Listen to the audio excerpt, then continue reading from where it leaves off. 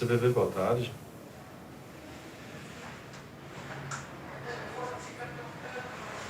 Entendi.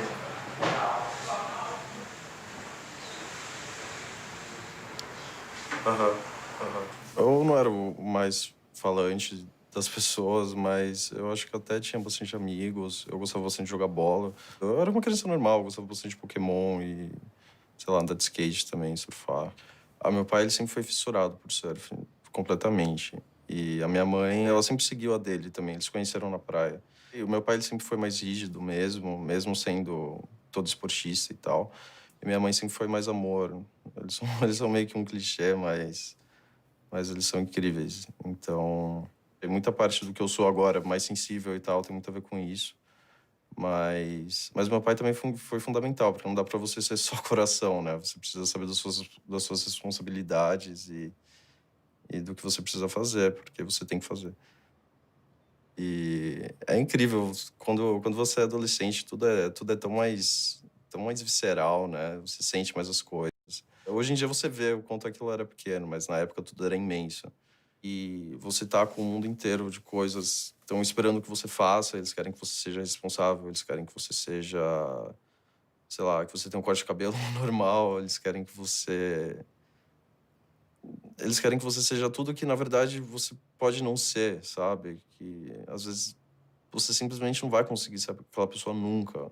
Há muita disputa sobre tudo, sabe? A disputa sobre o ego, a disputa sobre a sua roupa, a disputa sobre a sua identidade. E é aí que é muito fácil você se perder na sua autoestima também.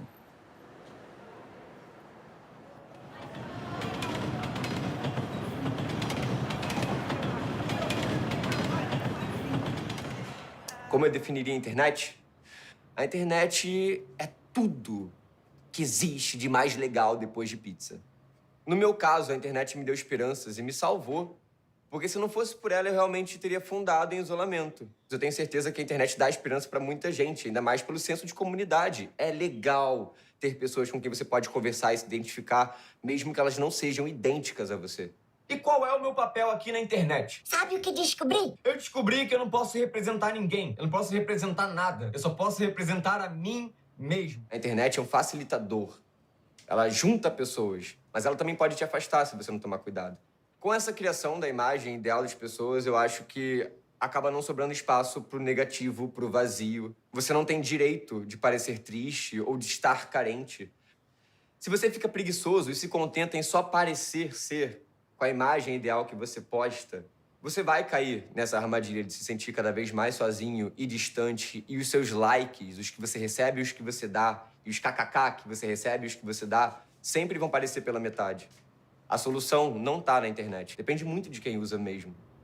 É um bom filtro, tem que ter um bom filtro.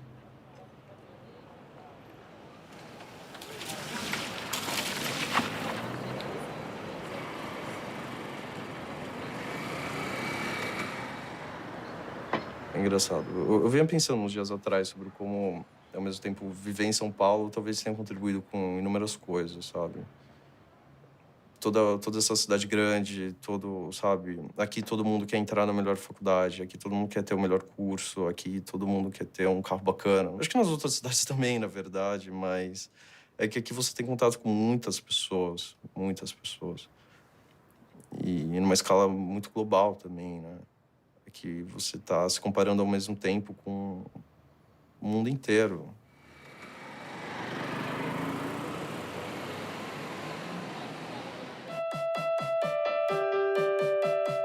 Minha mãe biológica era garota de programa e ela foi embora do Brasil quando eu tinha poucos dias de vida, me deixou com os meus pais, que são meus pais até hoje, que são meus pais de verdade, meus pais adotivos.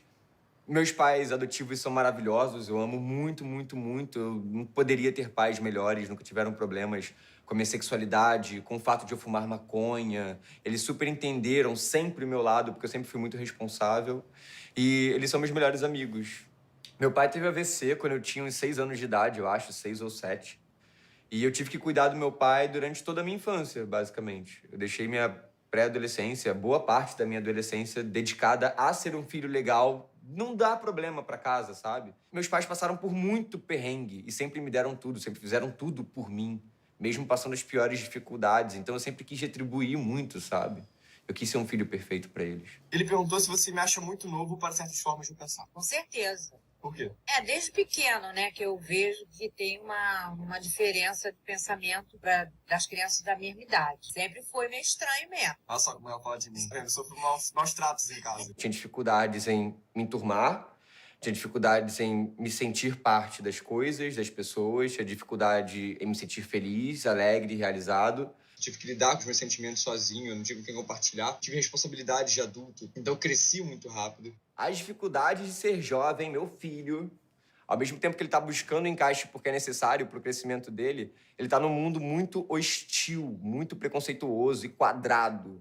Tem que trabalhar rápido, tem que saber tudo cedo para você fazer logo um dinheiro, se estabilizar numa coisa que você nem é feliz, você nem sabe o que é ser feliz ainda, você está querendo descobrir, mas você já tem que estar pagando aluguel, você já tem que ter o que comer. Isso não faz o menor sentido para mim, mas a gente está aqui, igual um bando de macaquinho sendo testado no laboratório, seguindo ordem e seguindo o sistema, porque é isso que a gente faz.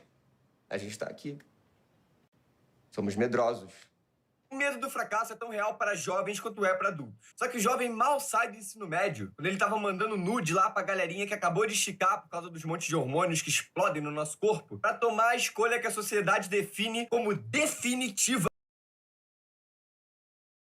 De ser pobre, de ser adotado, de ser gay, esses não foram grandes problemas, assim, na minha cabeça, na minha vida, a ponto de eu dizer que a depressão surgiu psicologicamente por causa desses traumas. Não foi. Foi uma coisa que nasceu comigo. Meu corpo tem problemas para desenvolver certos químicos e isso dificulta a minha capacidade de lidar com o mundo e com as pessoas. Eu acabo sendo muito mais intenso, muito mais preocupado, muito mais ansioso. E o tempo inteiro eu tenho que estar olhando como eu estou me comportando. Tem que estar de olho em mim. E que, clinicamente, eu tenho depressão. Só não sabia que tinha o nome de depressão até muito tarde. E esse vídeo é uma reflexão gravada sobre uma pergunta que eu me faço constantemente na vida. Por que eu, depressão?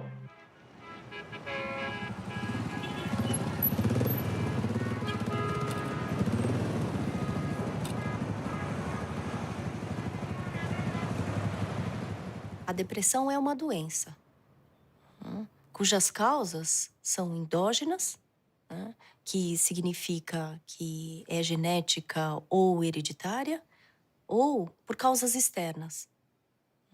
Algumas situações que acometem a pessoa, que fazem com que ela entre nesse quadro depressivo.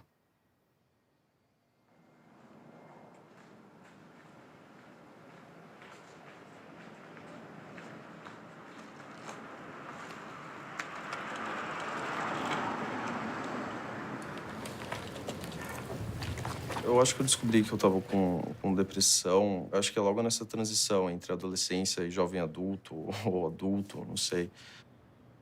Eu tava completamente perdido na faculdade, eu não tava conseguindo bem nas notas, eu tinha acabado de terminar um relacionamento também. E aí eu tive essa explosão de coisas, assim, acontecendo na minha vida, negativas. E aí, como minha autoestima nunca foi das melhores, nesse momento ela foi por mais baixo possível. A depressão, ela chegou assim, sem bater na porta, sem fazer nada. Ela só chegou e quando eu vi, eu não conseguia mais encontrar muito prazer nas coisas. Eu comecei a perder minha identidade. Eu perdi todos os meus hobbies. Eu tava perdendo cada vez mais meus amigos. Eu não conseguia mais sair, me relacionar. E aí eu vi que eu tava me tornando um cara nulo, assim. Eu simplesmente tava perdendo todas as minhas características pessoais. Ao mesmo tempo veio a ansiedade também, porque na depressão é esse looping, né, de pensamentos, e pensamentos que não param e não param. E você não consegue escapar deles, você vira um refém da sua própria mente. Você não consegue. É muito louco isso. Você... Não sei, você queria ter um botão para fazer ela parar, para fazer com que ela calasse a boca, mas isso não existe. Então você simplesmente deixa... Eu deixei, né?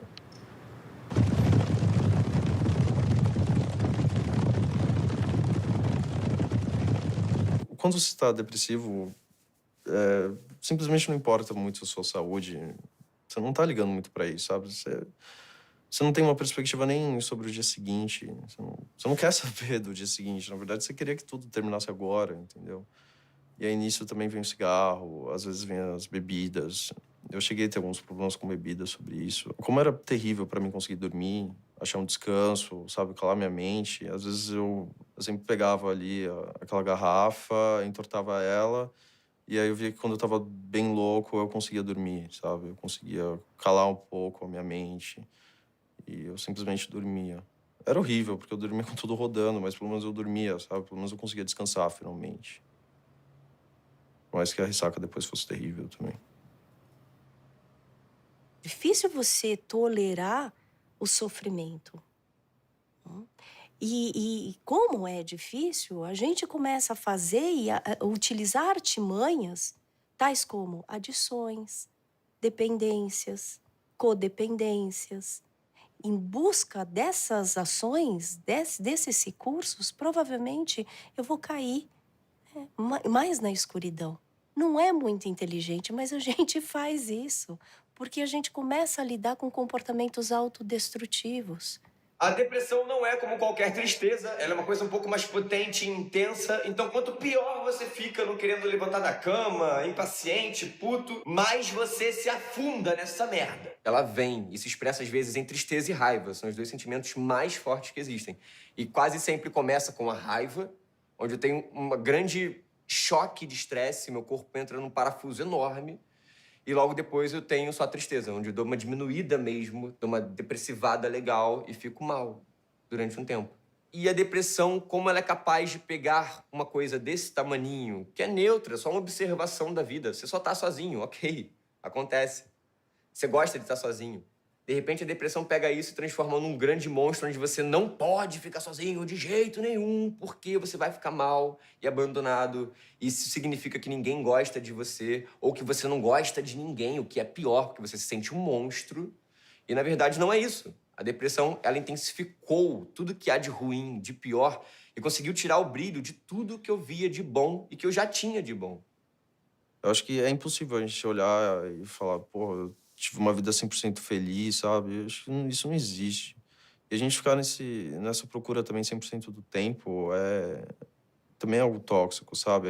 A gente vai ter certos dias que a gente vai falar, meu, hoje eu não acordei bem, sabe? Hoje eu tô com raiva. E eu tô com raiva mesmo, porque eu vou estar com raiva, eu não vou conseguir mudar isso, sabe?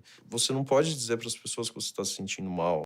Porque isso, elas vão dizer pra você que você tá fraco, elas vão te chamar de incapaz, sabe? Elas vão falar pra você que a vida é maravilhosa, cara, sai dessa, sabe? Ainda mais hoje em dia, num mundo tão visual e tão cheio de Instagram, de fotos, de vitrines virtuais, é muito fácil você acabar achando que você não é o suficiente, que você tem uma vida que não é legal de ser mostrada, sabe? Que você tem um corpo que não é legal de ser mostrado. E eu acho isso completamente tóxico, assim. Eu quebrava coisas. Quebrava de raiva, muita raiva. Eu tinha que jogar pra algum lugar, tinha que sair de mim. Então eu quebrava vidro. E se não fosse suficiente, se quebrar minha mão socando a parede não fosse suficiente, eu tinha que sentir mais dor. É como se meu corpo estivesse com fome. Eu acho que o ato de automutilação é um ato de autossabotagem e de querer se salvar ao mesmo tempo. Porque eu, depressão. Encara, parceiro, porque sim. Não tem Deus, ninguém é amaldiçoado, ninguém é nada, só é. Então vai ser.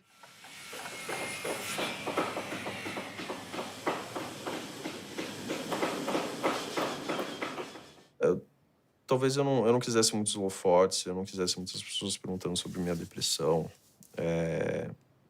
E eu também já tava de saco cheio dela, sabe? Você se sente cansado o tempo inteiro, mesmo deitado na sua cama. E aí chegou uma hora em que eu falei, cara, eu simplesmente vou tratar isso da forma mais simples e prática. Eu vou me matar.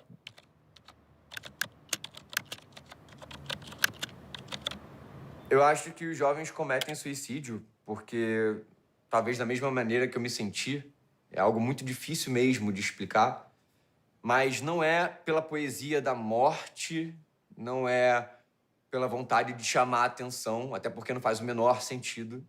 Você vai morrer e acabou. É algo que parte de voltar à inexistência. É como se voltar à inexistência fosse o único caminho para você realmente ficar em paz. Não é algo que você pensa ou que você dança junto. Não é algo que você chega pensando que essa é uma boa ideia. Ah, vou me matar porque é uma boa ideia. Não. É um sentido de que acabou. Você não tem porquê. Só de estar aqui respirando sem ter porquê é doloroso. Dói. Sabe? Tá na sua cabeça, tá no seu peito, mas dói. É uma sensação física na boca do estômago. E não faz o menor sentido estar vivo, sabe? Tem que acabar. E você, uma hora acaba. Você tem que ter coragem. Você toma essa coragem no momento de desespero. Você não tem pra onde correr. Não tem com quem falar. E aí? Sei. Eu acho que tem uns 2 anos que eu pensei suicídio e fiz. Suicídio é o ato de se matar. Sui, si mesmo. Caedes, ato de matar. Dessa forma, a pessoa atua para que ela se autoaniquile. O suicídio, ele choca, porque é uma morte violenta e repentina. E como assim uma pessoa escolhe se matar e abreviar, né, a hora da morte dela?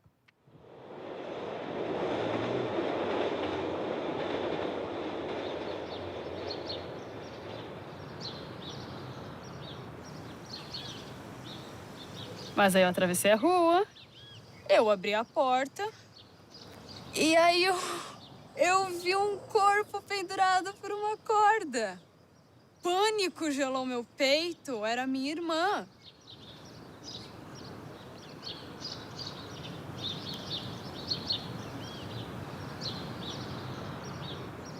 Eu tinha achado que ela tinha sido assassinada.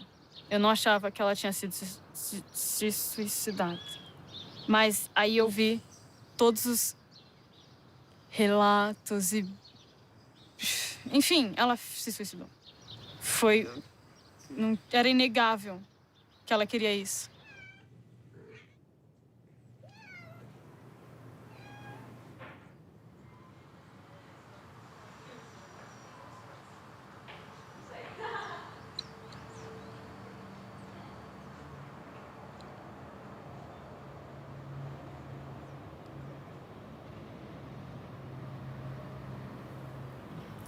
Então, essa aqui eram algumas coisas que eu separei, que eram da Arielle. Ela gostava muito dessas coisas de monstro, né? Essa foi a última boneca que ela ganhou de presente, né? Esse aqui também foram os últimos quadrinhos que ela estava fazendo já no final, que ela gostava também dessas coisas de artes. Ela guardava tudo, ela guardou a vela dela de 18 anos, né? É que tem bastante material. É aqui, ó. Ela tinha uma energia terrível. Ela era como criança, era terrorista. Ela não parava quieta, ela subia, ela pulava, entendeu? Vivia aprontando. Que ela é um pouquinho maior, tá?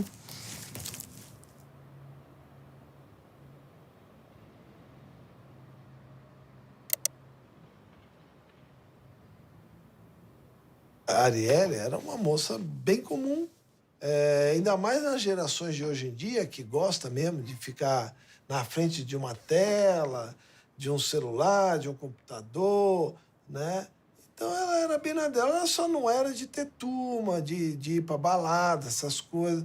Ela terminava que ela estava sempre com a mãe e com os irmãos, né? Ela sempre foi muito família, muito mais presa à família. Gostava de rock, Led Zeppelin, essas coisas, Chaplin. Ela lia muito, bastante. Ela lia se deixasse mais de um livro por dia. A Arielle, ela postava na internet fotos com a galera reunida, a galera dela, ou alguma coisa interessante, uma reflexão, uma música, uma coisa desse tipo, né? Era o que todo mundo faz. E para dizer as coisas, que ela não falava com palavras, ela marcava nos livros as citações dos livros, né? Ora, quando seu olhar te fixa por muito tempo no fundo de um abismo, o próprio abismo penetra em você.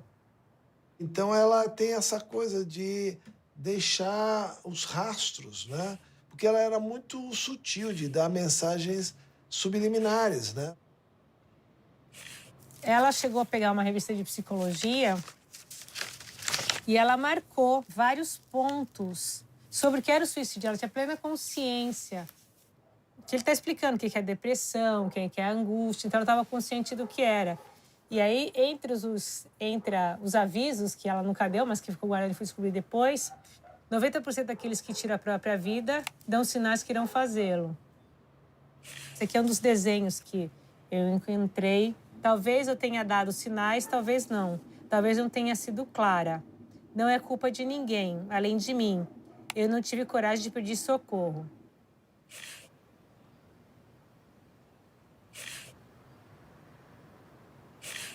Outro desenho dela significativo, de costas pro espelho, né?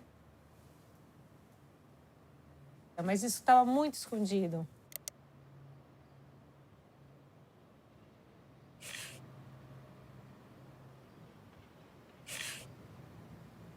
E, por último, isso foi o que eu achei no fundo da agenda dela. Eu não consigo, não dá, eu desisto. Acreditem, melhor para todos vocês. Gente morta não decepciona ninguém. Eu sinto muito, mas é verdade. Adeus.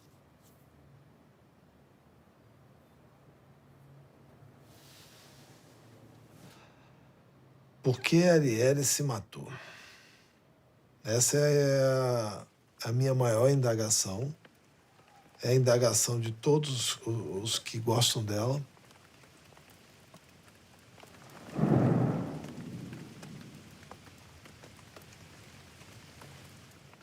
Existem várias motivações para uma pessoa se matar. E é um reducionismo a gente falar, essa pessoa se matou porque tinha transtorno bipolar.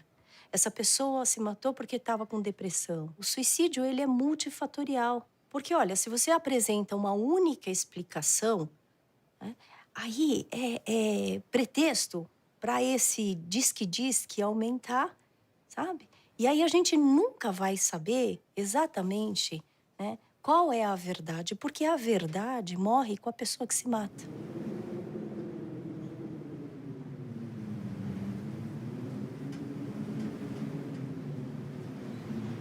Eu nunca precisei sair de casa. Acho que foi uma escolha que eu tomei quando a gente começou a namorar. E por questões de dependência, mas porque minha mãe sempre foi minha melhor amiga. Foi tudo pra mim, foi minha deusa, é minha musa, é tudo. Minha mãe é uma das melhores pessoas que eu conheço e não é porque ela é minha mãe, sabe? Eu tenho sorte de ter uma mãe como ela. Ponto final. Chegamos!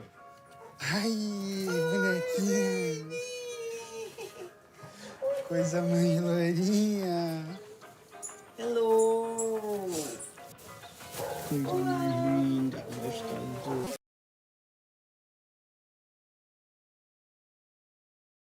Tem comida? Tô brincando. Caraca, já mudou tudo aqui. E aí? Às 11 horas lá fora estão dando flores. É, botei ontem. Isso, café? Grande já.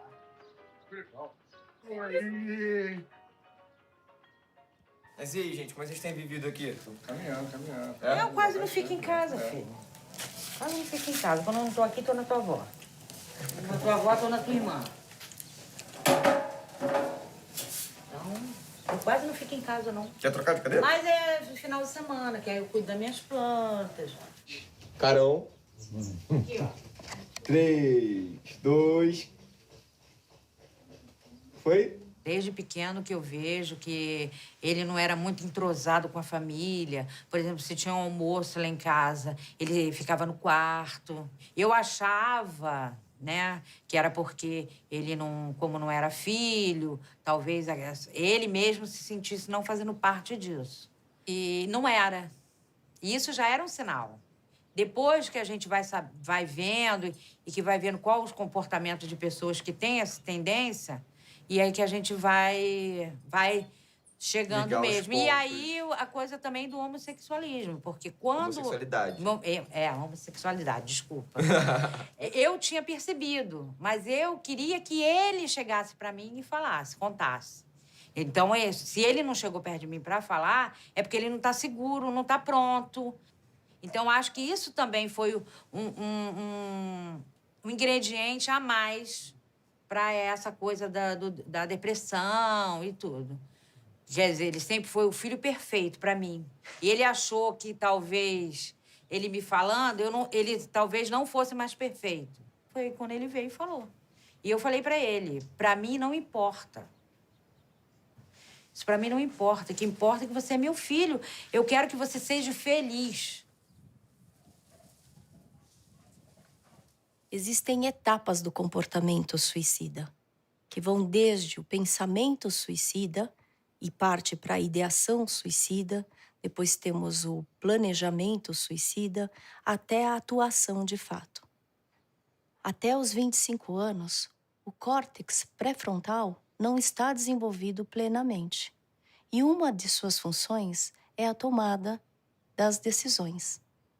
Como é que você vai tomar a decisão mais importante da sua vida, que é parar com a sua vida nessa fase? Quando eu tava na depressão, eu tava completamente nesse círculo vicioso, assim, de pensar sobre depressão, de pensar sobre suicídio o tempo inteiro. E, não sei, é um refém que você vira mesmo. Aí eu reverti todo o meu ciclo vicioso de pensamentos negativos para apenas um objetivo, que era conseguir me matar. Eu corri atrás disso o tempo inteiro. Eu falava com pessoas da gringa, pessoas de 10 mil lugares, que também estavam correndo atrás disso, sabe? Existem realmente comunidades sobre isso. Na internet, existe qualquer coisa que você procure. Por mais que ao mesmo tempo, nesse momento, você não se sinta... Você para de se sentir uma aberração por estar pensando, sabe? Aquelas coisas tão doentias.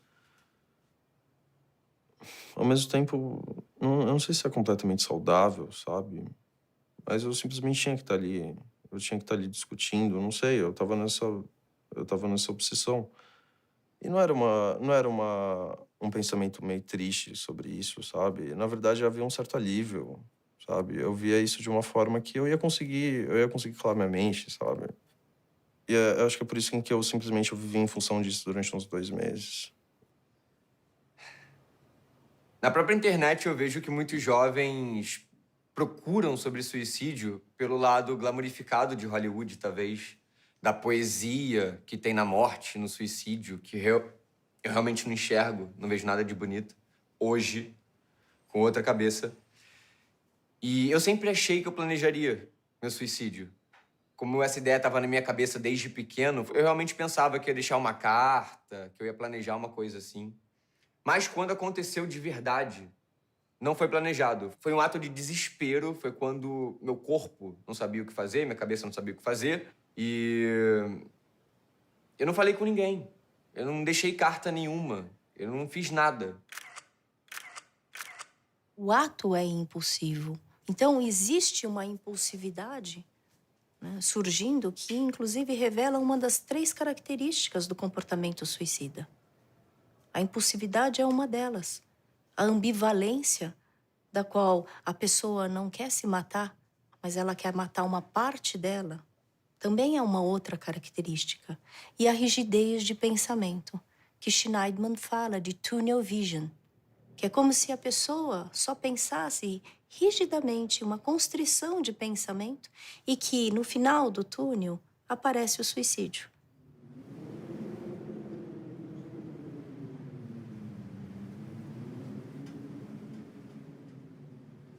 Aconteceu fazem uns 2 anos. E parece que a sua mente também, ela consegue, de certa forma, apagar isso, não sei. Eu acho que é um estresse pós-traumático, talvez. Tudo aquilo vira meio que um borrão.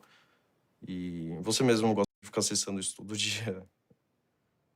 É difícil para um corpo desse, que foi criado para isso, para sobreviver, custe o que custar, entender como é pensar contra essa natureza. É uma briga comigo, sabe? É muito diferente, é muito... Ninguém te explica como lidar com isso na vida, no colégio, em lugar nenhum. Quando você materializa aquilo, sabe? Quando você vai para execução, não sei, você percebe que, cara, realmente é necessário muita coisa, sabe? Muita coisa. Porque antes eu tava só no planejamento. E eu não tinha dado nenhuma data específica para conseguir fazer isso. Aí aconteceu a ligação e só foi. E eu recebi uma ligação, era da faculdade, e tinha passado alguma data. Eu tinha cometido mais algum deslize, assim. Eu já tava nessa onda de 10 mil deslizes na minha vida inteira. Eu já tava me sentindo terrivelmente mal sobre quem eu era. E aí eu vi que eu tinha perdido uma porra de uma data. E nesse momento, quando o telefone desligou, eu só fui lá e aí eu comecei a fazer. Foi algo completamente automático. Foi louco isso. Eu não sei direito como que isso aconteceu. Eu não sei o que aconteceu na minha mente para ter sido dessa forma. Eu tava em casa, eu já tava no ápice de uma crise. Eu tava sentindo dor emocional, dor em estar vivo, dor em não conseguir parar de pensar por um segundo. Até que nesse dia eu bebi com remédios, 20 comprimidos e álcool. E disso só tenho flashes. Eu lembro que eu tive um flash, assim. Eu apaguei, sei lá, eu não sei quanto tempo se passou direito. E quando eu vi, eu tava com uma corda, assim, na viga e... Eu não sabia quanto tempo tinha passado. Eu tava só, sei lá, chorando durante algumas horas. E eu vi que esse foi... Não sei, acho que esse foi o mais perto que eu cheguei de conseguir. Eu não sei, o tempo, em algum ponto, deixou de existir.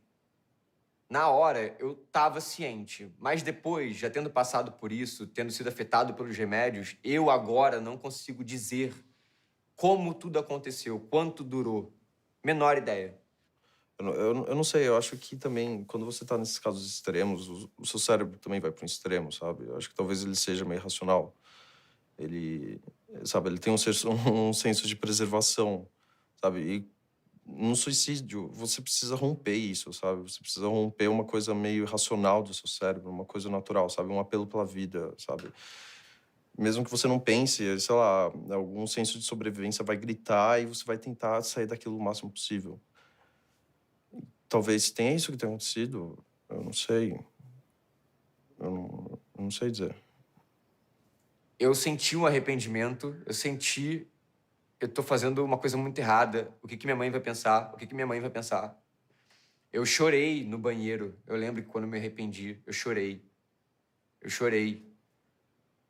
E eu pensava ao mesmo tempo, não pensa nisso, já foi, deixa, só vai te dar bad, deixa, passa. Já foi. E aí eu só deitei no meu quarto, fechei a janela. Acho que tava meio próximo da minha mãe chegar e tal. Aí depois eu só saí de lá, eu não contei sobre isso pra ninguém.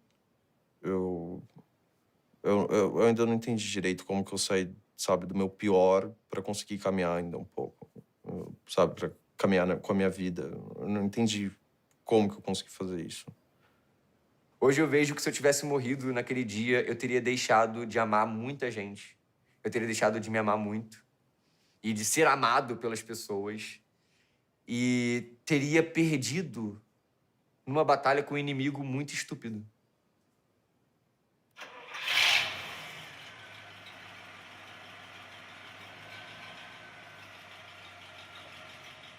Todos somos suicidas em potencial, dadas as circunstâncias.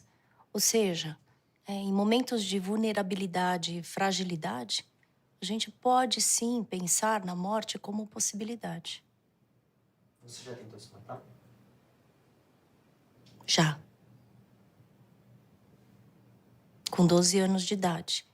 Tentei me matar numa situação em que foi bastante complicada, porque minha mãe tentava várias vezes o suicídio e eu, cansada da situação, da briga dos meus pais, da falta de compreensão, por que eu tinha que ser uma adolescente, né, tinha que lidar com todas as situações complicadas.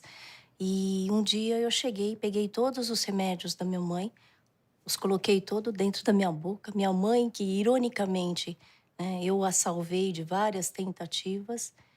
Ela me pegou com a boca na botija, na verdade, com as várias medicações. E ela falou, menina, você tá louca?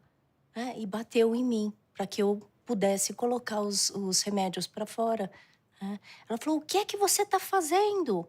Eu falei, eu estou fazendo a mesma coisa que você tenta fazer sempre, e eu não consigo compreender. Ela, já pro quarto. E aí eu fui pro meu quarto e eu fiquei até a hora do jantar, né, chorando, desesperada, desamparada. E aí depois a minha mãe me chama, né, pra gente jantar, comida requentada, né, e nada foi falado. Porra, cara, nós precisamos falar sobre suicídio. Quando eu olho pra trás, tem um Henrique que realmente morreu naquele dia, mesmo. Morreu, uma parte minha morreu. E eu não, eu já voltei sabendo de tudo isso, eu tava consciente de tudo que eu tinha causado. E tava sentindo culpa por isso. Eu acordei da morte diferente. Eu quis viver de verdade.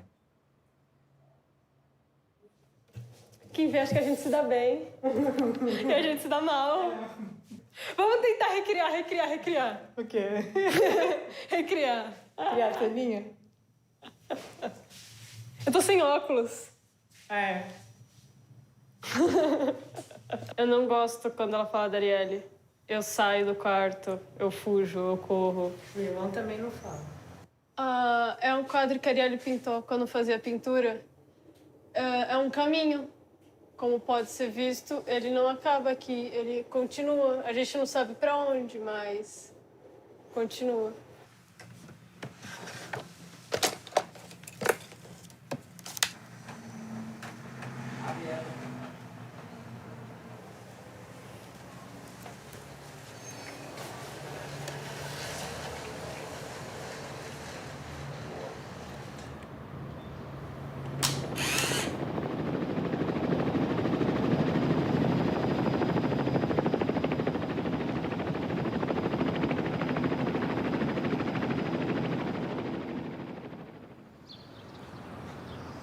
A Arielle se matou porque ela estava doente. Uma doença chamada depressão. Eu fiquei em torno de 2 anos extremamente perturbada com o que tinha acontecido. Por muito tempo eu tive raiva.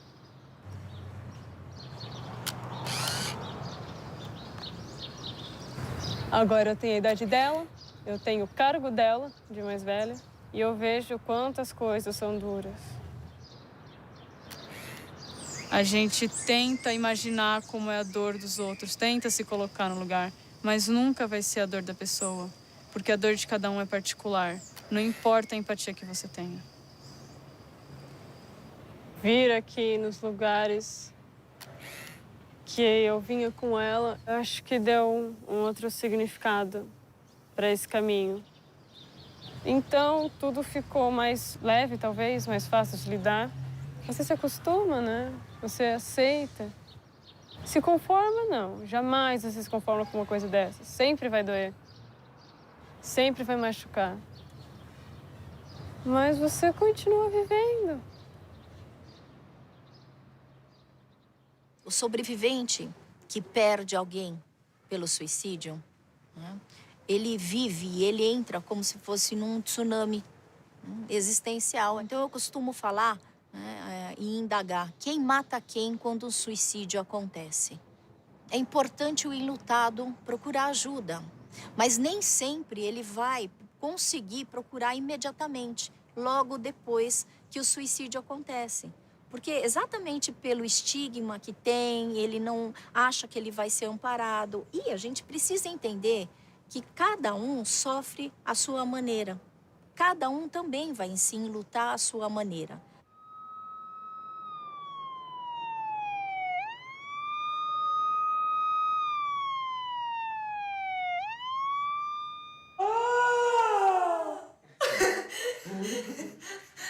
Nunca falei isso pra ele. Mas eu me senti muito culpada por não estar presente, Imagina se tivesse acontecido, sabe? Eu poderia ter impedido aquilo. A família dele, o Gustavo, os amigos que estavam mais próximos dele no momento foram as pessoas que conseguiram fazer com que ele ficasse forte e sair dessa. Isso me fez ficar mais sensível a essa presença que a gente tem que ter na vida das pessoas. Cadê o Pokémon Go? Eu sou uma Pokémon. Não é Pokémon Go, é bicha Go, vida Go, humanos Go, everybody going. Olha o Breno fazendo arte ali, ó. Ai, podia filmar esse Lá vai o gatinho, Breno, ele é ó. mais bonito que Lá vai o tudo. Breno, ó. Quando o Henrique tá bem, é muito bom. É muito bom. A casa é muito feliz, é tudo muito feliz. Quando a gente tá bem. São as pessoas que eu mais amo no mundo, minha família. Eu não tenho pai, mãe, não tenho família. Eles são minha família. Então pode até piorar mais um pouco. Não, vou fazer o melhor, quero melhorar. Eu tô aí. Pra mim e por nós todos. O Henrique é uma das pessoas mais importantes da minha vida. Até mais importante que os próprios membros da minha família. Eu considero ele realmente como um irmão. Eu acho que se o Henrique realmente tivesse se matado, eu provavelmente também não estaria aqui. Uma das coisas que eu pensei muito na minha vida foi quando você me falou que estava com HIV e tal, que você era soro positivo. Eu pensei muito nessa coisa de eu ter cometido suicídio, de eu, numa escolha bem assim mesmo, entre aspas, eu ter atentado contra a minha própria vida. E foi quando eu fiz o paralelo de, nossa, o Gustavo deve ter sentido a mesma coisa que eu, só que a diferença é que o Gustavo encontrava em mim alguém para desabafar e com quem ele ia desabafar sobre o meu suicídio. Quem ele ia ter para falar, sabe? Depois você falou que isso te afetaria de 1000 maneiras. E comigo aconteceu da mesma forma, saca? Foi a mesma coisa para mim. Enfim.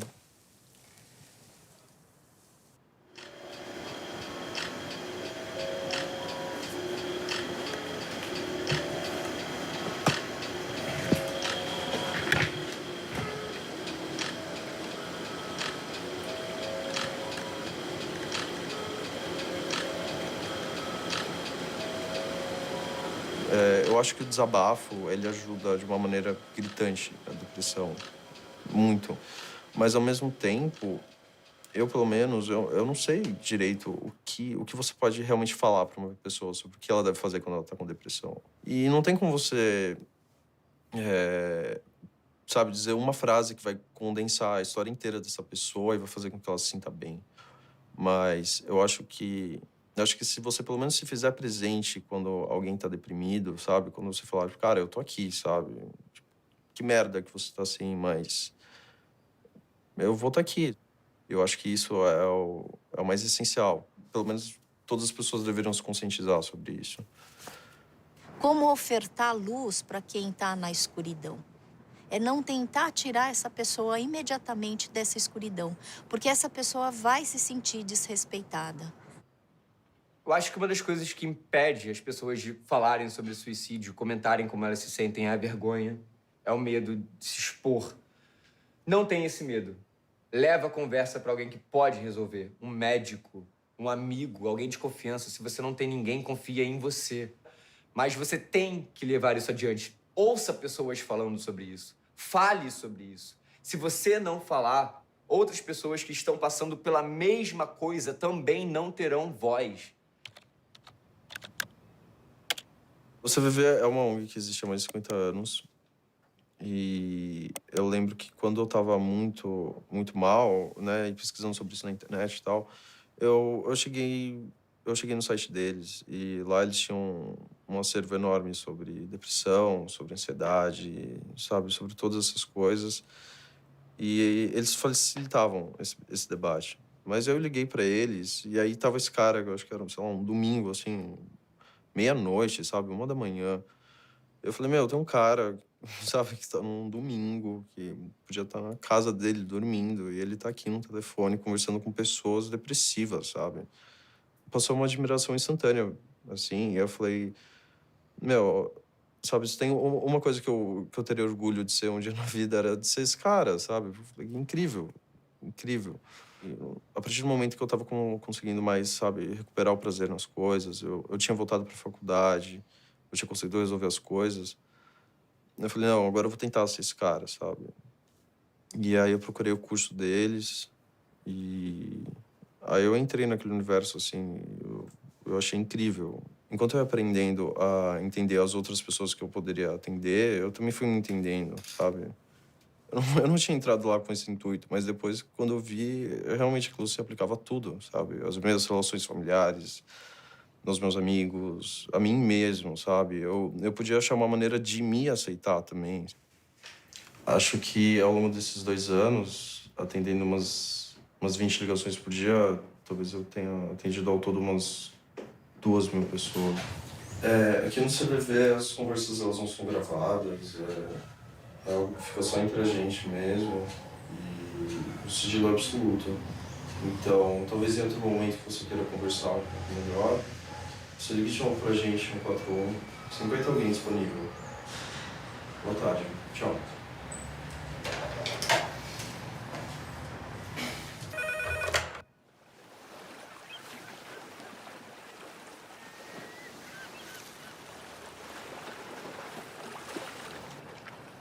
É muito importante, né, depois que alguém tenta se matar, né, que a pessoa esteja amparada por profissionais. Sejam eles psicoterapeutas, sejam eles psiquiatras, né? E aí eu trago outras profissões que eu acho interessante, que eu trabalho, que são pessoas que trabalham com massoterapeutas, com acupunturistas, com terapeutas ocupacionais, com fisioterapeutas, com fonoaudiólogos. Quer dizer, existe uma interdisciplinariedade que é importante nessa ressignificação.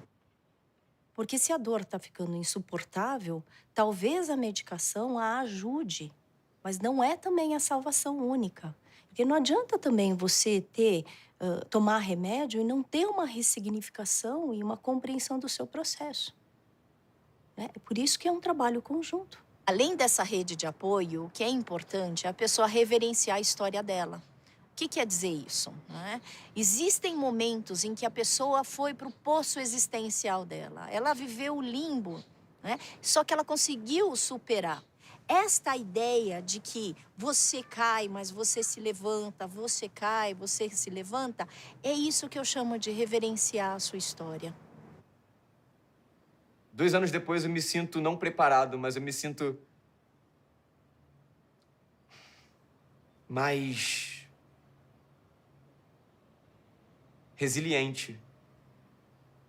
Resiliência é a palavra, sabe? É você dobrar, dobrar, dobrar, dobrar. E depois que a tensão passar, porque vai passar, você volta para aquele estado. E você aprende alguma coisa daquele último estado. Eu quero ver o último, porque eu sei que é nojento, mas, tipo, é um filme super legal pra você ver, doidão. Fala assim, os efeitos especiais, os efeitos especiais. É um som, cara. Nós precisamos, né, ser generosos o suficientes para construir redes de entrelaçamentos que façam com que a hora que você cair, você caiu na rede, você não caiu no chão, né? E mesmo se você cair no chão, né, essa resiliência vai fazer com que você possa falar, caiu, mas você vai levantar. Tá tudo bem, calma lá, tudo passa.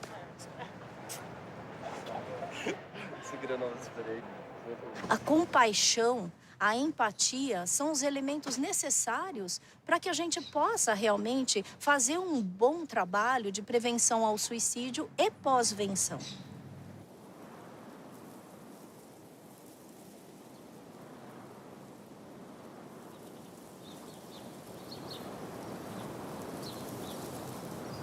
O meu conselho para uma pessoa que esteja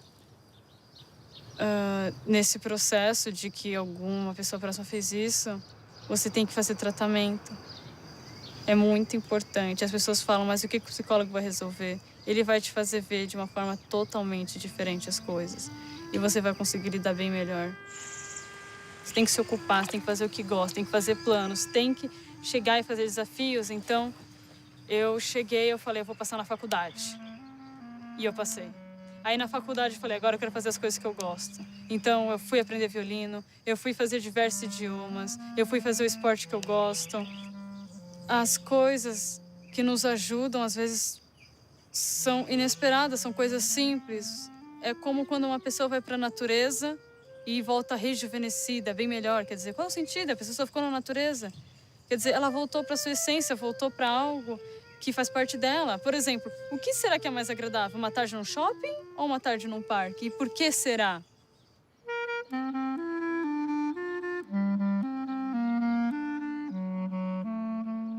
Eu costumo usar o skate, o surf, a bateria, pra conseguir escapar um pouco, sabe? Pra entrar em contato mais comigo mesmo, sabe? Uma das primeiras lições do surf é que você não pode ficar completamente rígido, senão você vai perder o equilíbrio, você vai cair. Mas, ao mesmo tempo, você precisa achar aquela linha tênue onde você vai conseguir dar certo, né? E, sabe, aquele momento que tá só você e o mar, sabe? Não tem vento, e o sol tá nascendo, assim, sabe? É muito incrível, sabe? É aquele silêncio.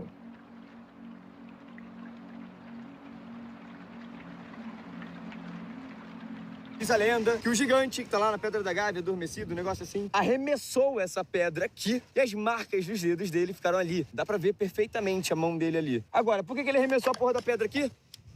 Tem gente que não tem mais o que fazer. Imagina um gigante muito antes da humanidade aqui na Terra, fazendo porra nenhuma, não tem nem baseado pra fumar. A natureza tem um espaço fundamental na minha sanidade, no meu bem-estar. Porque quando eu tô completamente desequilibrado do mundo dos homens, com as leis dos homens, você tem que ser alguma coisa o tempo todo pra alguém, eu vou pra praia, eu caminho, eu mexo o meu corpo, eu dou pro meu corpo alguma sensação física que ajude a aliviar um pouco a minha cabeça, esse monte de pensamentos. Mas pra uma pessoa que pensa muito, que é tão sensível assim, que sente tantas coisas, quando você vai na natureza e se sente parte de algo tão incrível, não tem como você se sentir mal. Você se sente importante e fundamental. E você se sente grande em vez de pequeno.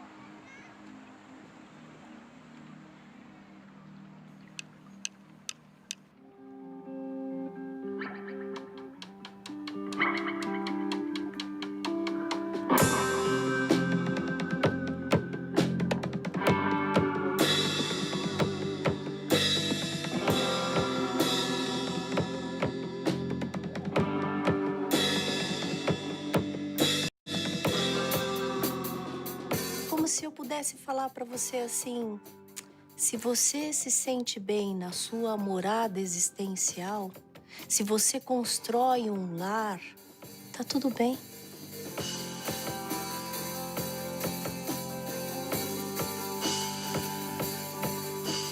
Lar significa onde você consegue dar aconchego pra sua alma.